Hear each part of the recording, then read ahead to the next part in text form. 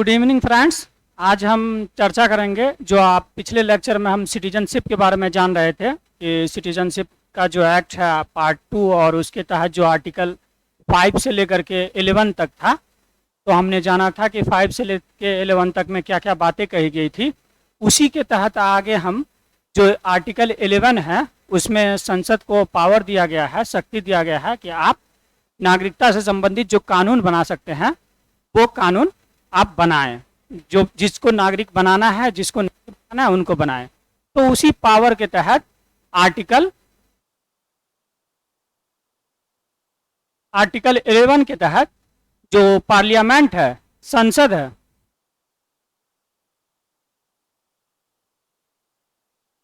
संसद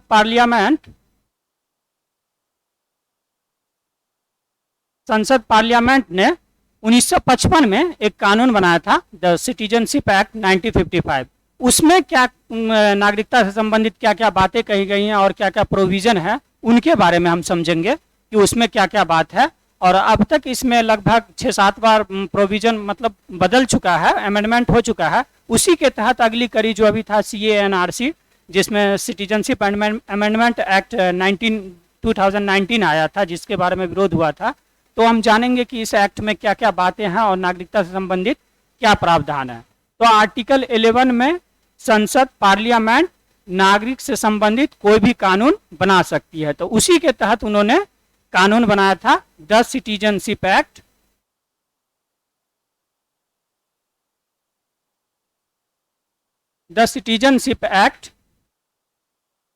1950। पार्लियामेंट ने जो कानून बनाया था द सिटीजनशिप एक्ट 1955। इसमें क्या प्रोविजन है, नागरिक बनने के लिए क्या शर्तें दी गई है, उसके बारे में जानेंगे एक एक करके कि क्या क्या शर्तें हैं। जैसे कंडीशन, इसमें हम देखेंगे कि कंडीशन क्या क्या है। शर्त, कंडीशन, शर्त क्या क्या है नागरिकता बनने की। तो सबसे पहला प्रोविजन है कि सिटीजनशिप बाय बर्थ।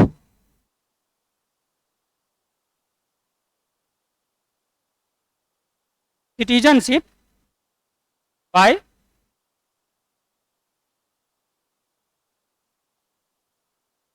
बर्थ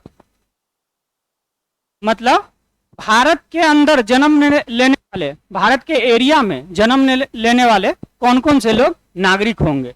तो इनमें कहा गया है कि 1950 से लेकर के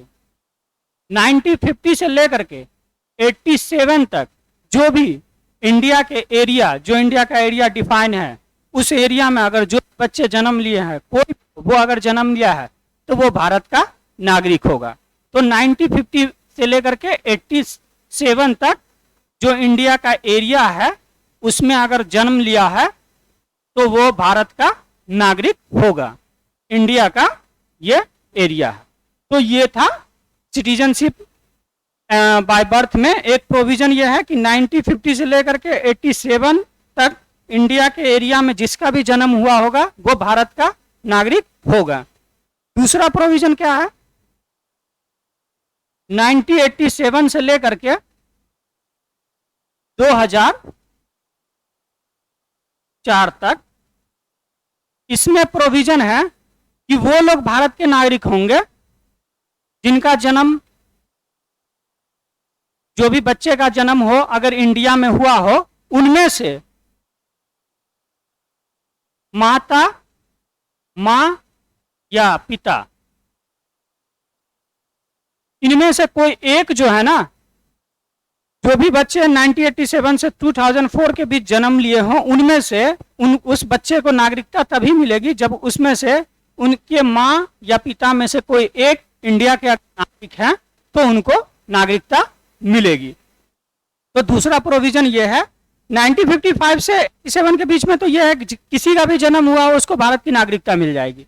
लेकिन 1987 से 2004 के बीच, 2004 के बीच ये प्रावधान है कि अगर किसी का भी जन्म होता है इंडिया में तो या उसके माता या पिता उसमें से अगर कोई एक भारत के नागरिक हैं तो उनको नागरिकता मिल जाएगी इंडिया की।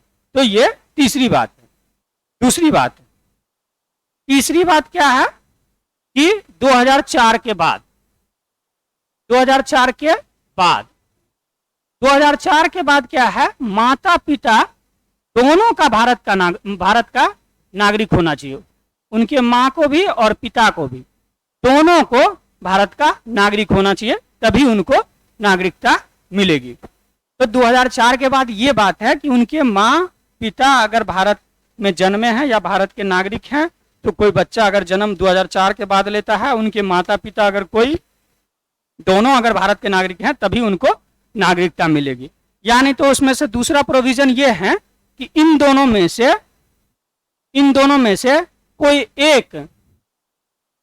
एक भारत का नागरिक हो और दूसरा इलीगल इमिग्रेंट हो, मतलब गलत तरीके से आप्रवासी ना हो। तो एक जो है ना भारत का नागरिक हो और दूसरा इलीगल इमिग्रेंट, अवैध रूप से आप्रवासी तरीके से न घुसा हो। पति पत्नी में से कोई भी हो, चाहे पति हो अवैध तरीके से या पत्नी हो वो अवैध तरीके से, कोई भी अगर नहीं घुसा हो, और भारत के अगर कोई पति पत्नी में से कोई एक भारत के नागरिक है, दूसरा अवैध आप्रवासी ना हो, तो भी उनके बच्चे भारत के नागरिक होंगे। तो ये एक शर्त है कि सिटीजनशिप बर्थ क्या है, 1950 से 87 के बीच जिसका भी जन्म इंडिया में होगा वो भारत के नागरिक होंगे। 1987 से 2004 के बीच जिसका जन्म होगा इंडिया में, उसके माँ बाप में से कोई एक अगर भारत के नागरिक हैं तो उनको भी भारत की नागरिकता मिल जाएगी। 2004 के बाद यह है कि माता पिता में से दोनों का भारतीय नागरिक होना चाहिए, तभी उनको नागरिकता मिलेगी, या नहीं तो उनके माता पिता में से कोई एक भारत के नागरिक हो, दूसरा इलीगल इमिग्रेंट ना हो। तो पहली कंडीशन ये है। अब हम देखते हैं कि दूसरी कंडीशन क्या है। दूसरी कंडीशन पे हम देखते हैं, इसमें नागरिकता, इस प्रोविजन में, इस कानून में नागरिकता से संबंधित जो प्रोविजन था उनमें क्लियरिटी लाई गई है, उसी के बारे में हम चर्चा कर रहे हैं कि इसमें क्या क्लियरिटी लाई गई है। तो दूसरा इसमें प्रोविजन क्या है, सिटीजनशिप। दूसरी बात, सिटीजनशिप बाय डिसेंट।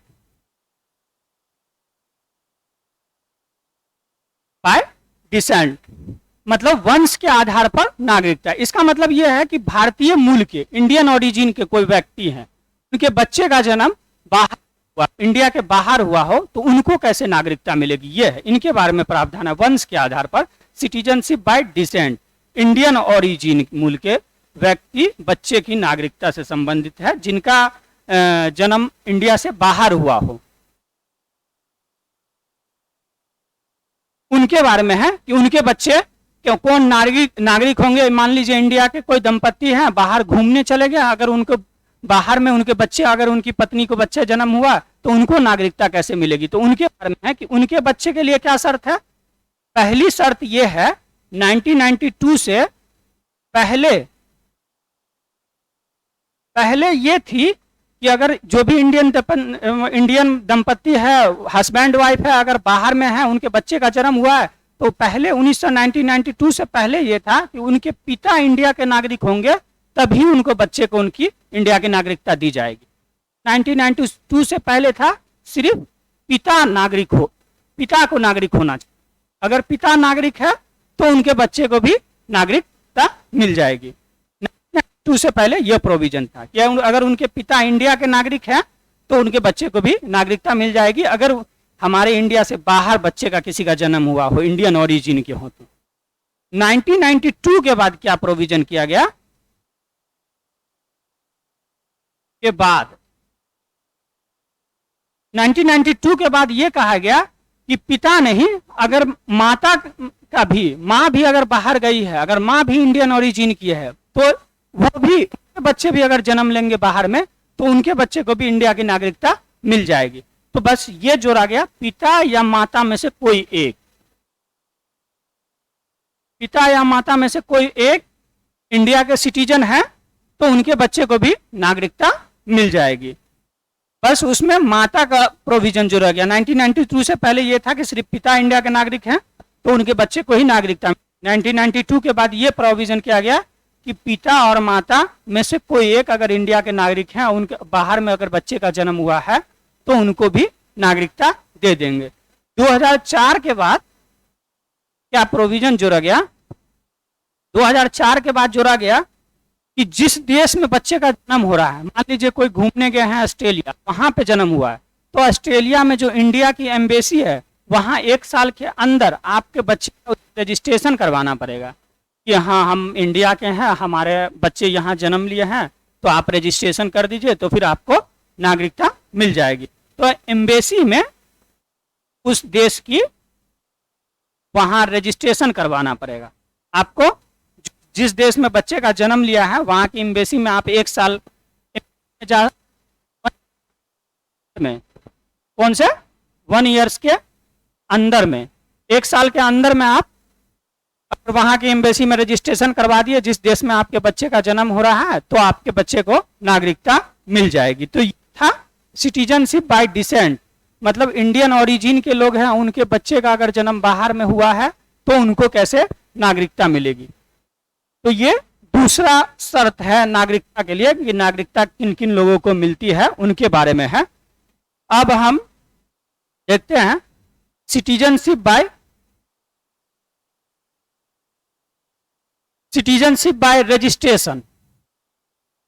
ये तीसरा प्रोविजन है सिटीजनशिप बाय रजिस्ट्रेशन। रजिस्ट्रेशन के द्वारा हम कौन कौन से लोग नागरिकता प्राप्त कर सकते हैं? इंडियन मूल के लोग हैं और बाहर में रह रहे हैं, वो चाह रहे हैं कि इंडिया की नागरिकता हमको चाहिए, तो वो कैसे ले सकते हैं नागरिकता?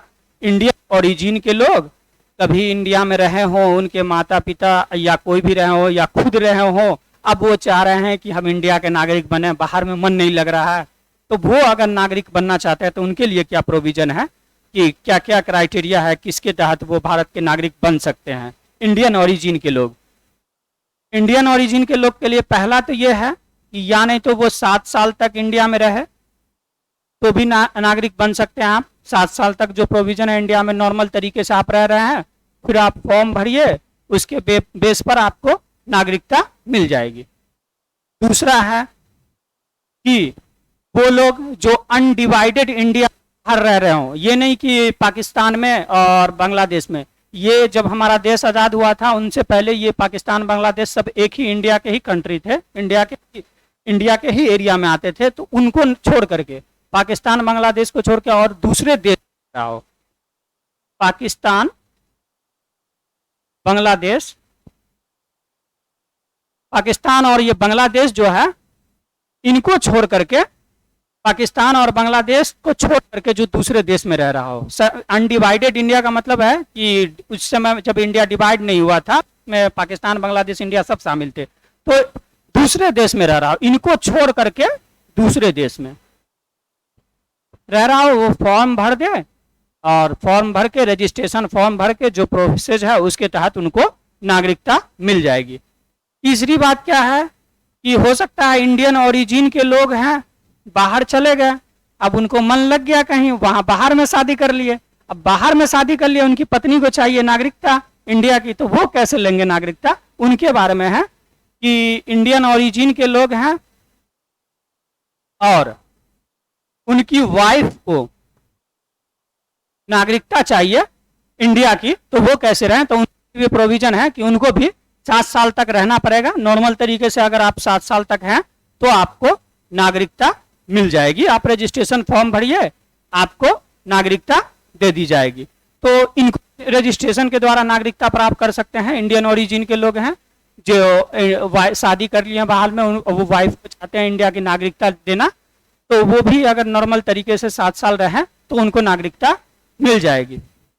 तीसरी बात और क्या है कि खुद कोई व्यक्ति खुद इंडिया और इंडिया का रहा हो, खुद कभी इंडिया का रहा हो, उन्होंने किसी वजह से इंडिया की नागरिकता त्याग दी हो, अब मन कर रहा है कि यार विदेश में रहना तो अच्छा लग रहा है कि जैसे जंजीर में कहीं पे फंसे हुए हैं, चलो इंडिया चलते हैं, तो इंडिया की नागरिकता लें कैसे? तो वो खुद कभी अगर नागरिक रहा हो, या हो सकता है कि उनके माँ बाप में से कोई एक इंडिया के नागरिक रहे हो, तो उनके लिए है कि वो 1 साल इंडिया में रहे नॉर्मल तरीके से, तो उनको नागरिकता मिल जाएगी। खुद या माता पिता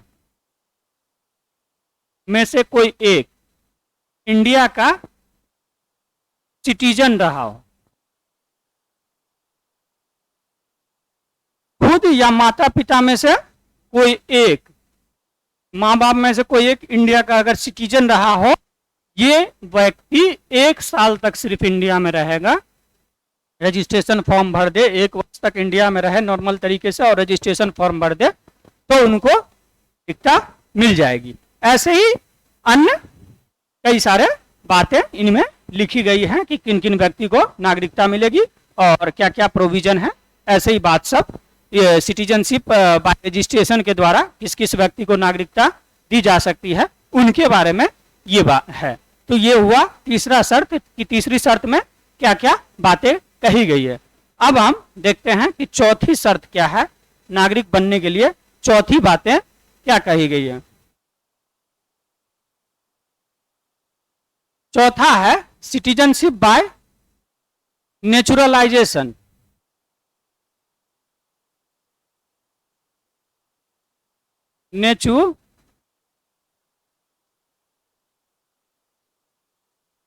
नेचुरलाइजेशन का मतलब होता है प्रकृतिकरण। नेचुरल तरीके से अगर कोई विदेशी है, ये फॉरेनर के लिए है, ये किसके लिए है, विदेशी के लिए। कोई विदेशी है, उसको इंडिया का कल्चर अच्छा लग रहा है, मन भा गया है, वो चाह रहे हैं कि इंडिया के नागरिक बन जाएं तो अच्छा रहता, यहाँ की संस्कृति अच्छी है, यहाँ के लोग अच्छे हैं। तो फॉरेनर लोग जो इंडिया की नागरिक बनना चाहते हैं, उनके बारे में है कि विदेशी लोग कौन लोग हैं जो इंडिया का नागरिक बनने के लिए, उनके लिए क्या क्राइटेरिया है विदेशी लोग के लिए। तो एक बात तो ये है कि इनको 11 तक इंडिया में रहना पड़ेगा। पहली बात तो ये है 11 साल तक इंडिया में रहना पड़ेगा, तभी नागरिकता मिलेगी। वो जो सीए कानून था, सिटीजनशिप अमेंडमेंट एक्ट, उसमें यही बात कही गई थी कि पाकिस्तान, बांग्लादेश और अफगानिस्तान, यहाँ से जो विदेशी लोग आएंगे उनको 11 साल की जगह पर 5 साल का प्रोविजन सिर्फ कर दिया गया था कि 5 साल अगर रहे इंडिया में तो हम उनको सिटीजनशिप दे देंगे। उसमें ये प्रावधान था कि मुस्लिम को छोड़ करके सिख, ईसाई, जैन धर्म, बौद्ध और पारसी, ऐसे 6 धर्म के लोगों को अगर ये लोग अगर आते हैं वहां से, तो इनको नागरिकता हम दे देंगे। 11 साल उनको नहीं रहना पड़ेगा, हम 5 साल में ही नागरिकता देंगे। तो वो सिटीजनशिप अमेंडमेंट एक्ट जो आया था, ये इन्हीं को संशोधन करके, सिटीजनशिप एक्ट 1955 को संशोधन करके ही आया था। तो उस प्रोविजन किया गया था कि 11 साल के बजाय आप 5 साल ही इंडिया में रहिए तो नागरिकता दे देगी। तो एक तो बात ये है कि जो विदेशी लोग हैं उनको नागरिकता कैसे मिलेगी, 11 साल आपको इंडिया में रहना पड़ेगा। दूसरी, कोई भी विदेशी लोग हो, मान लीजिए इंग्लैंड का लोग है, इंडिया में नागरिक बनना चाहता है, तो इंडिया में हम नागरिकता तभी, नागरिक बनने तभी देंगे जब इंडिया के लोग के देश में इसी प्रोसेस के थ्रू, नेचुरलाइजेशन के थ्रू, वहां भी ऐसा प्रोविजन हो कि इंडिया के लोग अगर इंग्लैंड की नागरिकता बनना चाहे तो वो भी इसी प्रोसेस के ऐसे बन जाए। आपके देश में भी ऐसा प्रावधान हो, प्रोविजन हो कि इंडिया में जिस तरह से हम नागरिक बन रहे हैं वैसे इंडिया के लोग भी आपके देश में नागरिक बन जाए। मतलब हम आपको नागरिकता दे रहे हैं तो आप भी हमको नागरिकता दीजिए, ये वाला प्रोविजन है। तो दूसरे देश, जिस देश के नागरिक हैं उसके देश में भी ये प्रोविजन हो। जिस देश के नागरिक हैं, ये लेना चाहते हैं इंडिया की नागरिकता, उसके देश में भी ये प्रोविजन हो कि इंडिया के लोग वहां उस देश के नागरिक बन जाए, उसके देश में भी प्रोविजन हो, उसके देश में भी ये बात हो।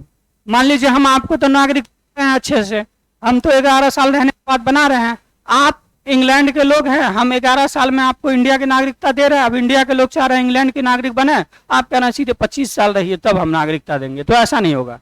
हम आपको अगर 11 साल में दे रहे हैं तो आप भी ऐसे ही हमको भी दीजिए उस साल में, तो वैसे लोग को नेचुरलाइजेशन के थ्रू हम नागरिकता देंगे जिस देश में वहां भी ऐसा ही प्रोविजन हो कि वहां भी नागरिकता इसी तरीके से दे दी जाए।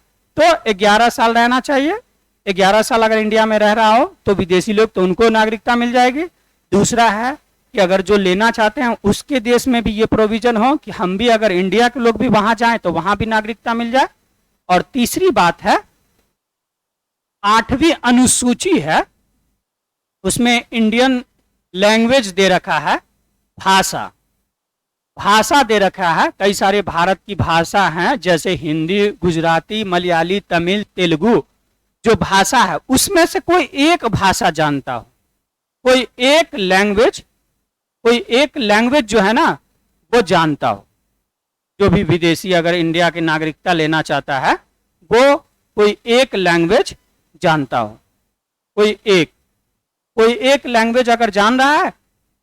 8वीं अनुसूची है भारतीय संविधान में, उसमें भाषा से संबंधित जो भी इंडिया की लैंग्वेज है, जैसे हिंदी, इंग्लिश, उर्दू, गुजराती, बंगाली, ये सब जो जितनी भी कई सारे लिस्ट दिए गए हैं भाषा के, लगभग जो भी लिस्ट है उस भाषा में से एक भाषा आपको जानकारी रखनी पड़ेगी, तभी जाकर के आप इंडिया के नागरिक बन सकते हैं। उसके अलावा और भी प्रोविजन है कि उसका कैरेक्टर अच्छा हो। अन्य में और भी कई सारे बात लिखी हुई है, उसमें है कि उसका चरित्र अच्छा होना चाहिए। अब चरित्र अच्छा नहीं रहेगा, कैरेक्टर बाद में धोखाबाज निकल गया, इंडिया का नागरिक बन गया, दूसरे जगह कहीं पे आके यहीं पे खराबी कर दिया, कुछ कर दिया, तो ऐसे लोग को देंगे। तो और भी कई सारे प्रोविजन हैं जिसमें चरित्र हैं और भी कई सारी बातें कही गई हैं। तो विदेशी लोग के लिए मोटा मोटी ये प्रोविजन है, 11 साल रहना है। आपके देश में भी हमारे देश के लोगों को नागरिकता मिलनी चाहिए। और हमारे इंडिया के जो लिस्ट है, शेड्यूल्स है, उसकी जो लैंग्वेज है उसमें से कोई एक लैंग्वेज आपको आनी चाहिए नेचुरलाइजेशन के द्वारा, तो आपको नागरिकता मिल जाएगी। ये सब बात के लिए एक खास छूट किनको मिलेगी? इन सब बात की छूट, कहते हैं ना, छूट मिलनी चाहिए। किसको मिलेगी? जो आर्ट, साइंस, लिटरेचर, इसमें स्पेशल लोग हैं, विशेषज्ञ, खास लोग। अगर छूट उन लोगों को मिल सकती है कानून प्रोविजन बना के जो आर्ट में, कल्चर में, कला में, साइंस में, लिटरेचर में कोई खास विशेषज्ञ लोग हैं, उनको इन सब से प्रावधान से छूट मिल सकती है। और सरकार उनको नॉर्मल तरीके से वर्ष को कम करके उनको नागरिकता दे सकती है। तो छूट प्राप्त है उन लोगों को जो कला, साहित्य और विज्ञान, इन सब के मामले में जो विशेषज्ञ हैं उनको छूट प्राप्त है। ये नेचुरल विदेशी लोग हैं, उनको नागरिकता हम अलग से वर्ष की संख्या कम करके हम दे सकते हैं। तो ये था बाय नेचुरलाइजेशन। तीसरी बात थी बाय नेचुरलाइजेशन के द्वारा नागरिकता कैसे दी जा सकती है। अब है कि अब ये तो इसमें और क्या प्रोविजन है, और अब ये प्रोविजन है कि इसमें जो है इसमें सिटीजनशिप बाय किसी दूसरे देश की एरिया को अगर हम एक्वायर करते हैं, कोई भी देश है उसके कुछ एरिया को हम ले लिया, अब उसके लोगों की नागरिकता को उस जगह के उस वहाँ के को नागरिकता कैसे दें उनके बारे में है कि अगर किसी के एरिया को हमने एक्वायर कर लिया हो, अर्जित कर लिया हो, जैसे सरकार ने, इंडिया के सरकार ने पांडिचेरी को 1962 में एक्वायर किया था। 1962 में पांडिचेरी भारत में मिला लिया गया था। अब इनकी नागरिकता, इनसे संबंधित नागरिकता, इनको कैसे हम भारत के नागरिक बने, तो उनके बारे में प्रावधान कर सकती है कि हमने अगर पांडिचेरी को अपने देश में मिला लिया है तो यहाँ के जो लोग हैं उनको हम किन किन को नागरिकता देना है और किस तरीके से देना है, तो उनके बारे में ये बातें की गई है। सिटीजनशिप बाय एरिया, एरिया किसी का एक्वायर कर लिया गया, तो ये है सिटीजनशिप एक्ट में नागरिकता लेने से संबंधित बात कि क्या क्या प्रोविजन है, क्या क्या हम नागरिकता ले सकते हैं और नागरिकता के लिए क्या करना पड़ेगा और किस तरीके से हम कर सकते हैं। तो ये जो 5 बात है नागरिकता से संबंधित कि नागरिकता कैसे मिल सकती है। अब हम देखते हैं कि नागरिकता इस एक्ट में जो है ना, नागरिकता किन की जा सकती है, टर्मिनेट हो सकती है,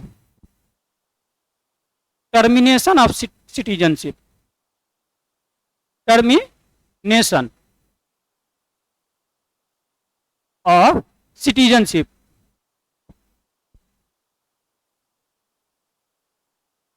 टर्मिनेशन ऑफ सिटीजनशिप, नागरिकता की समाप्ति कैसे हो सकती है?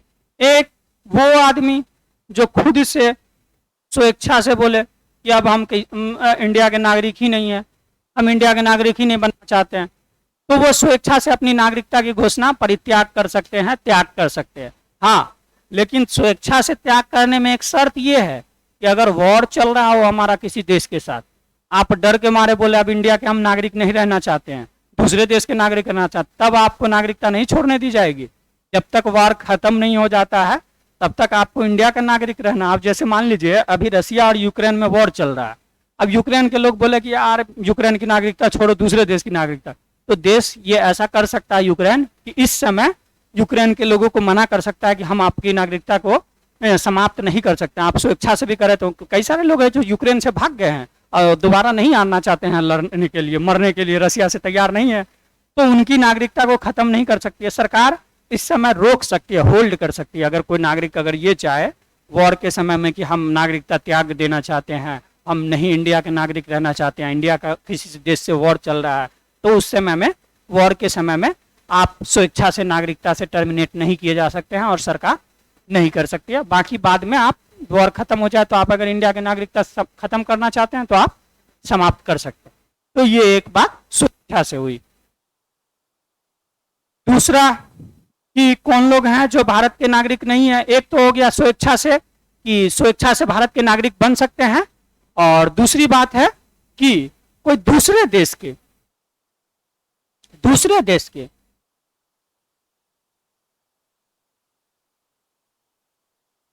दूसरे देश की नागरिकता उन्होंने ग्रहण कर ली है। मान लीजिए इंडिया के नागरिक थे, दूसरे देश में बस गए, वहां की नागरिकता ग्रहण कर लिए, तो उनकी ऑटोमेटिक जो है ना इंडिया की नागरिकता समाप्त हो जाएगी। दूसरे देश की नागरिकता लेने पर इंडिया की नागरिकता उनकी खत्म हो जाएगी। अब दूसरे देश की नागरिकता लेने में भी कंडीशन है कि अगर आप दूसरे देश की नागरिकता उस टाइम में ले रहे हैं जिस टाइम में वॉर चल रहा है, तो इंडिया एक्सेप्ट नहीं करेगा कि आप वॉर के टाइम में जो है ना ऐसा नहीं कर सकते हैं कि के टाइम में आप दूसरे देश की नागरिकता ले रहे हैं, इंडिया की नागरिकता छोड़ रहे हैं, तो ऐसा नहीं कर सकते। तो दूसरे देश की अगर नागरिकता कोई ले रहा हो, सिटीजन बनना चाह रहा हो, तो वो बन जाए, तो इंडिया की नागरिकता ऑटोमेटिक खत्म हो जाएगी। ये है दूसरी बात। तीसरी बात कि इंडिया ही किसी नागरिक को, इंडिया कंट्री ही किसी नागरिक को वंचित कर दे, टर्मिनेट कर दे कि भाई आपको हमको नागरिक नहीं बनना है, ये वंचित कर दे। वंचित कब कर दे? जो नागरिकता से संबंधित प्रावधान हमने बताया था, वंश के आधार पर, डिसेंट